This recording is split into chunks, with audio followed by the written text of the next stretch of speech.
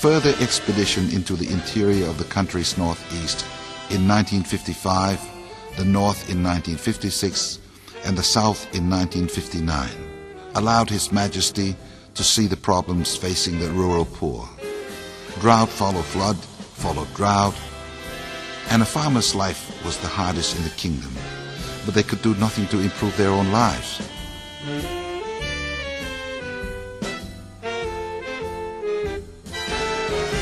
The king systematically set about addressing these problems.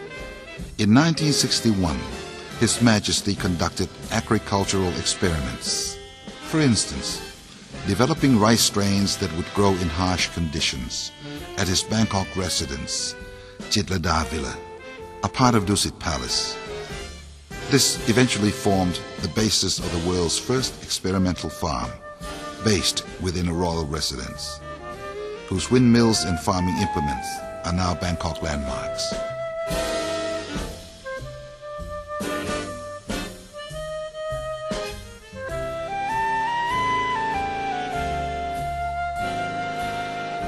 Today, the royal grounds include milk powder production facilities, cheese making, plant genetic engineering laboratories, aquaculture ponds, and many other experiments directly designed to help the Thai people.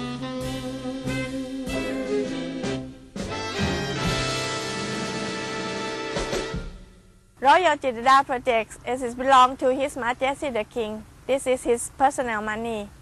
So this is a way that we learning by doing here and then launching the idea for the people. So some farmers, they can come here to see. And if they need for the starting, they can come here to be trainees. They can work with us and then go back to have their own business at the village. The sample that we have proud to say that His Majesty drive a car in the summer palace now by using the refined palm oil. So this is a way that he also have his personal experiment with the car, that we can substitute the palm oil or agricultural oil instead of the diesel that we have a higher price nowadays. Those days, about 40 years ago, the government officials didn't know what's happening on the highland because there's no road. But His Majesty, he went around the mountain to visit the people by helicopter. And one day, after conversation with them, he realized that apart from opium, there is a fruit that gave them some income, which is nearly the same as opium. And so he founded the Royal Project. And 40 years ago, we imported lots of fruits, vegetables, and flowers from overseas, Holland, Australia, New Zealand. And when we heard that His Majesty the King started a crop substitution program called the Royal Project, we immediately were excited about this project because we knew that there is something for the Oriental Hotel to be participating in. The chef became an advisor, and over the years he brought many, many seeds from overseas into the project, and we were buying slowly from the slow beginnings, of course, to today they have artichokes, aubergines, peaches, all kind of things, and we would never think of buying anywhere else than from this project. So when you have the best products, you can make nice dishes, good looking, nourishing dishes, and also very healthy. Especially nowadays, when people go so much into health food, we get all these beautiful products which are not sprayed. You see, because His Majesty the King forbids to spray, because the spray goes into the water, the hilltops have to drink and to use. So the few worms we have, the few flies we have, they are part of nature. The hill tribes were benefited because they grow the legal crop that produce them a lot of money. And people on the lowland benefit because the destruction of the forests and watershed has been stopped. The Royal Project in the north helped to turn the hill tribes away from growing opium to substitutes like temperate fruit and vegetables.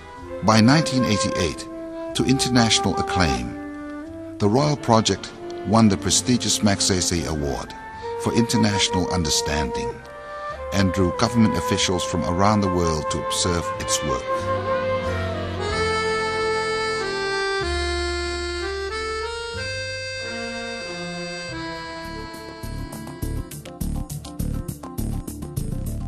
Six Royal Development Study Centers were set up in different regions as models for local people and those from other countries on how to overcome common agricultural problems.